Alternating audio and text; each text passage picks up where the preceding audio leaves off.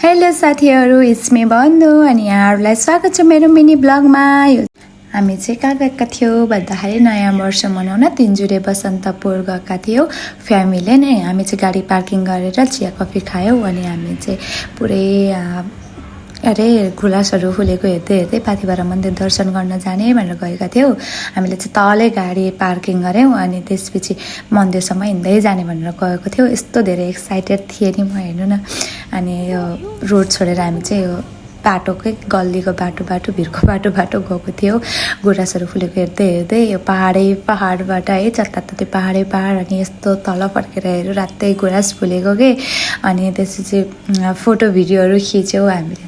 अब इन्जोय गर्नु गएको फोटो भिडियो त खिच्नै पऱ्यो। अनि म चाहिँ यस्तो खुसी हुँदै फोटो भिडियो खिच्दैछु, हेर्नु न। गुराँसहरू यति मजाले फुलेको थियो नि, रातै देखिएको थियो कि। अनि त्यही पनि मौसम खुलेको थिएन नि। हामी चाहिँ फाइनल्ली मन्दिर प्रवेशद्वार पुग्यौँ। त्यसपछि हामी लाग्यो उकालो अनि माथिबाट पनि बिचबाट पनि हेर्दै रमित हेर्दै कस्तो धेरै भिड थियो कि। अनि फाइनल्ली मन्दिर पुग्यौँ। सबैजना मन्दिर दर्शन गर्न जानुभयो कि, हामी चाहिँ हुँदैन थियो। अनि ब्याक साइडमा गएर फोटो भिडियो खिच्न गएको। मेरो भिडियो चाहिँ ह्याप्पी न्यू इयर 2083 भन्ने थियो कि। बुवा मम्मीहरू मन्दिर दर्शन गरेर निस्कनु भयो अनि हामी सँगै झऱ्यौँ।